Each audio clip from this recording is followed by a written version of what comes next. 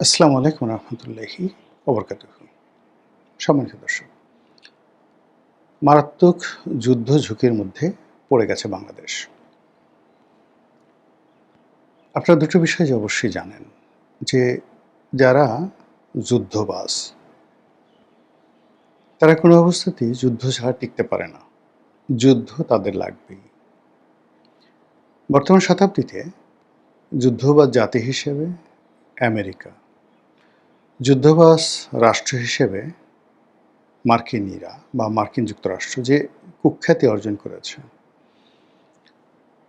এটির সঙ্গে আসলে দীর্ঘমেয়াদে পৃথিবীর অন্য কোনো ফ্যাসিজম বা অন্য কোনো যাকে বলা হয় সাম্রাজ্যবাদী শক্তি, সেটা চেঙ্গিস খান হোক, হালাকু খান হোক, তৈমুর লং কিংবা ধরুন হিটলার, মানে তারা অতি অল্প সময়ের মধ্যে মানে একটা যুদ্ধ করেছে, যতটা সম্ভব ক্ষয়ক্ষতি করেছে, তারপরে তারা শেষ হয়ে গেছে।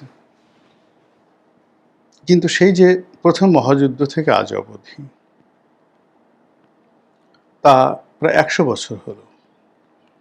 সেই ১০০ বছরের অধিক কাল সময় ধরে ১১০ বছর। প্রথম মহাযুদ্ধ যদি আপনি ধরেন, তার থেকে প্রায় ১১০ বছর।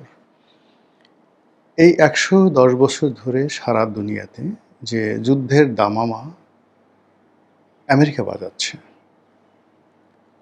যে যুদ্ধের তাণ্ডব তারা চালাচ্ছে এবং যুদ্ধ খেলে যে অর্থদানব তৈরি করছে এবং যেভাবে সারা পৃথিবীর অর্থনীতি, রাজনীতি সবকিছু তারা যেভাবে নিয়ন্ত্রণ করছে, তাতে করে মানুষের নাভিশ্বাস উঠে গেছে। পৃথিবীর সৃষ্টি হওয়ার পর কখনো এরকম কোনো দানব রাষ্ট্র, এরকম কোনো দানব জাতি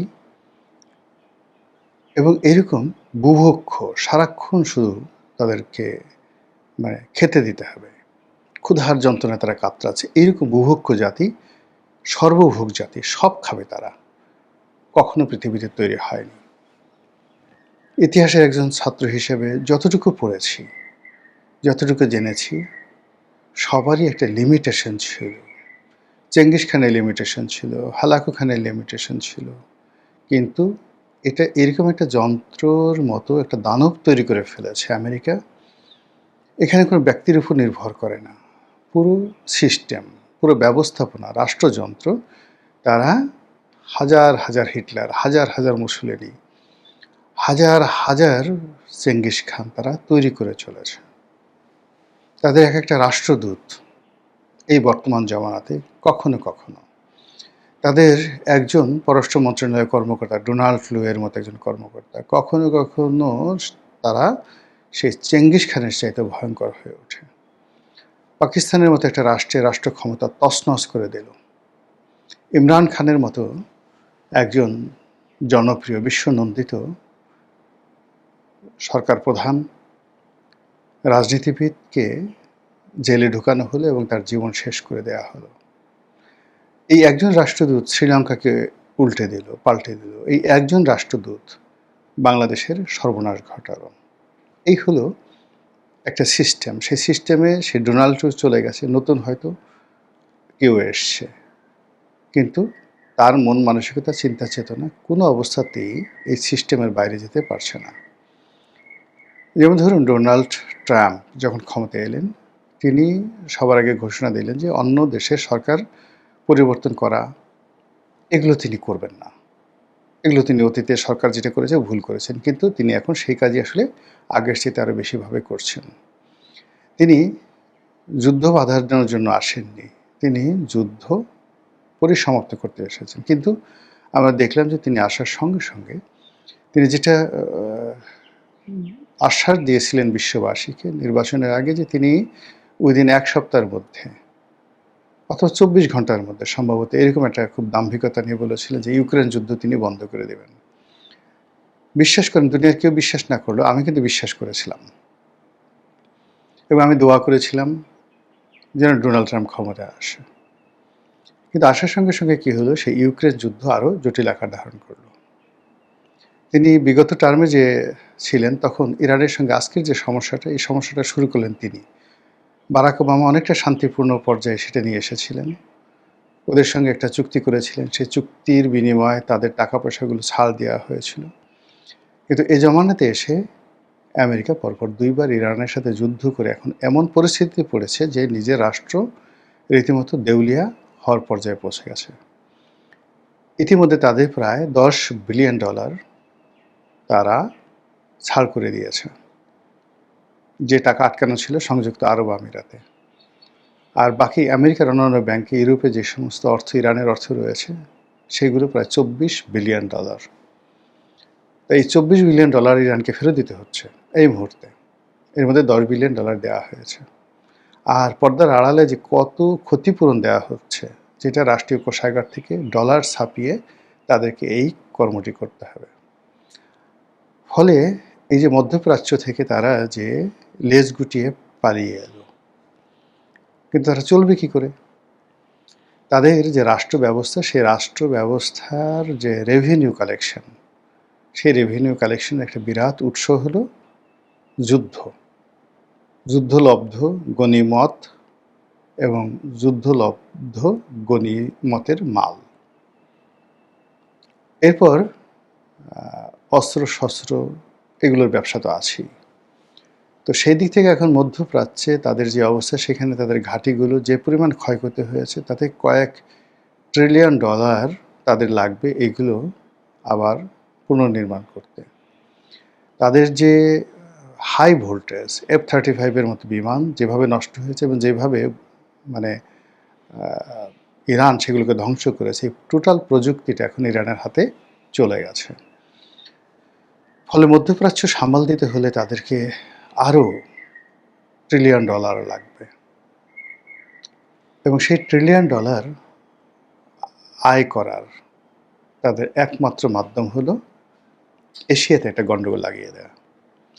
ইতিপূর্বে তারা ভিয়েতনামে গণ্ডগোল করতে গিয়ে তারা উচিত শিক্ষা পেয়েছে, তারা আফগানিস্তানে যুদ্ধ করতে গিয়ে উচিত শিক্ষা পেয়েছে, তাইওয়ানে তারা ঘাঁটি করতে গিয়ে, তাইওয়ানকে প্রোটেকশন দিতে গিয়ে তারা চীনের সঙ্গে যে বাণিজ্য সংঘাত এবং দ্বন্দ্ব সংঘাতে জড়িয়েছে, তাতে করে তাদের অর্থনীতি ক্রমশ ঝুঁকির মধ্যে পড়েছে, আর চীন হু হু হু হু করে উপরে উঠে গেছে।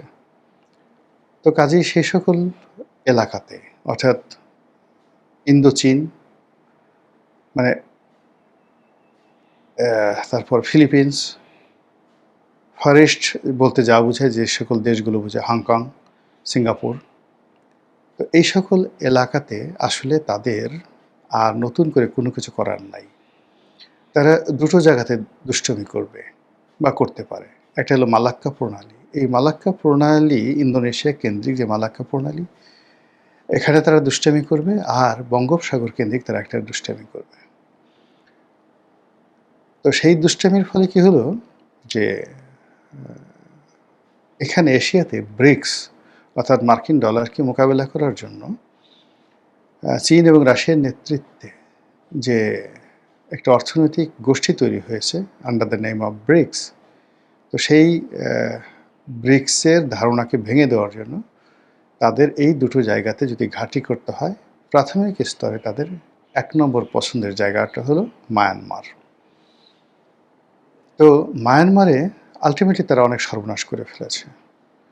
এখন সেই সর্বনাশের ফলে কি হলো, মায়ানমারে এই মুহূর্তে অন্তত ২ ডজন, মানে ২৪টি পক্ষ রয়েছে, সশস্ত্র পক্ষ, যারা পরস্পরের সাথে যুদ্ধ করছে, কেন্দ্রীয় সরকারের সাথে যুদ্ধ করছে। এবং মায়ানমারের পরিস্থিতি সামাল দিতে গিয়ে চীনকে রীতিমতো হিমশিম খেতে যাচ্ছে, এবং তাদের সেই চক্রান্তের ফলে তারা যে বিভেদের বীজ মায়ানমারে বুনেছে, এর দায় থাইল্যান্ডকে শোধ করতে হচ্ছে। বহু সংখ্যক মায়ানমার অধিবাসী থাইল্যান্ডে আছে। এর দায় ভারতকে শোধ করতে হচ্ছে। বহু সংখ্যক মায়ানমারের অধিবাসী ভারতে আছে, মণিপুরে আছে। আর বাংলাদেশের অবস্থা তো আপনারা জানেন, ১৫ লক্ষ রোহিঙ্গা এখন বাংলাদেশে। এটা তাদের খেলার প্রাথমিক স্তর। দ্বিতীয় স্তরে তারা এখানে আসলে কয়েকটি রাজ্য করতে চাচ্ছে, রাষ্ট্র করতে চাচ্ছে। এমনকি এই জন্য তারা দরকার হলে বাংলাদেশকে ধূলিসাৎ করে ফেলবে, টুকরো টুকরো করে ফেলবে। আর এই কাজগুলো করে ভারত, বাংলাদেশ এবং ভারতের বিশেষ করে সেভেন সিস্টার, বাংলাদেশের ২০ কোটি মানুষ, মায়ানমারের এই অঞ্চলে যদি ধরেন রোহিঙ্গা অঞ্চলে যদি আপনি ধরেন ২ কোটি মানুষ, চীনের আশেপাশের যে এলাকাতে সেখানে যদি ধরেন আরও প্রায় ২০ কোটি মানুষ, সব মিলিয়ে প্রায় 100 ক্রোর ১০০ কোটি মানুষকে টার্গেট করে তারা একটা যুদ্ধ বাণিজ্য তৈরি করার চেষ্টা করছে। যুদ্ধটাকে ভূতে জোগায়। এখন আলটিমেটলি বাংলাদেশের সঙ্গে তারা চুক্তি করে ফেলেছে আমেরিকান আর্মস অ্যান্ড অ্যামুনিশন আনতে হবে, আমেরিকান বিমান আনতে হবে, ইত্যাদি আরও অনেক কিছু। ফলে আমেরিকা যেভাবে এখন অবাধে বাংলাদেশের সীমানায় ঢুকে গেছে, যেভাবে সব কিছুর উপর নিয়ন্ত্রণ প্রতিষ্ঠা করতে চাচ্ছে, যেভাবে রাজনীতি নিয়ন্ত্রণ করে ফেলেছে, যেভাবে রাজনীতির বিভিন্ন জায়গাতে তারা পাপেট তৈরি করে ফেলেছে, আলটিমেটলি তারা অসংখ্য পাপেট তৈরি করে ফেলেছে। এর ফলশ্রুতিতে যদি খুব দ্রুত মায়ানমারের সহিংসতা বৃদ্ধি পেয়ে যায়, ভারতের সেভেন সিস্টারে যদি যাকে বলা হয় সংঘাত বেড়ে যায়, আর এই ভারতের সেভেন সিস্টারের যে সংঘাত এবং মায়ানমারের যে সংঘাত, এটা যদি জেনারেল হাবটা বাংলাদেশে হয়। এর আগে আপনি জানেন যে এই বাংলাদেশ নিয়ে চীন খুব খেলেছে। বিএনপির জমানাতেও যে 10 ট্রাক অস্ত্র মামলা, সেই 10 ট্রাক অস্ত্র মামলার যে মূল টার্গেট এটা ছিল চীন এবং ভারতের একটা রাজনৈতিক যাকে বলা হয় প্রতিযোগিতা, মারামারি, হানাহানি, কাটাকাটি। তো সেই মারামারি, হানাহানি, কাটাকাটির মধ্যে বাংলাদেশকে সামহাউ তারা ইনক্লুড করে ফেলেছিল এবং বাংলাদেশ বুঝে হোক না বুঝে হোক হয়তো সেই ফাঁদে পা দিয়েছিল। তার প্রেক্ষিতে একটা 1-11 হলো, তার প্রেক্ষিতে বিএনপিকে ক্ষমতা থেকে যেতে হলো। আবার এই আমেরিকার যে পলিসি, সেই পলিসির কারণে শেখ হাসিনাকে যেতে হলো, আওয়ামী লীগের মতো একটা দলকে বলতে গেলে এই দুরবস্থার মধ্যে পড়তে হলো এবং ডক্টর মোহাম্মদ ইউনূসের মতো একটা সরকারকে আমাদের মেনে নিতে হলো, আমাদের ঘাড়ের উপর চাপিয়ে দেওয়া হলো এবং সেই সরকার ব্যর্থ হওয়ার পরে আবার নতুন আরেকটি সরকার এলো। এই সরকার কতটা ভালো করবে, মন্দ করবে, দিস ডাজ নট ম্যাটার। এটা কোনো ম্যাটারই করে না। ম্যাটার করে যেটা, সেটা হলো যে এই সরকার কতদিন থাকবে, এই সরকার আমেরিকায় কতটা প্রিভিলেজ দেবে এবং এই সরকারের ঘাড়ে ভর করে আমেরিকা কী কী অপকর্ম করবে। আর সেই অপকর্মগুলোর একটা চূড়ান্ত রূপ হলো বাংলাদেশের চারিদিকে যুদ্ধের দামামা বেজে উঠেছে। আর সেই যুদ্ধের দামামা যদি বাংলাদেশের মধ্যে ঢুকে যায়, তাহলে যে আমাদের কী হবে একমাত্র মহান আল্লাহ ছাড়া আর কেউ বলতে পারেন না। আসসালামু আলাইকুম ওয়া রাহমাতুল্লাহি ওয়া বারাকাতুহু।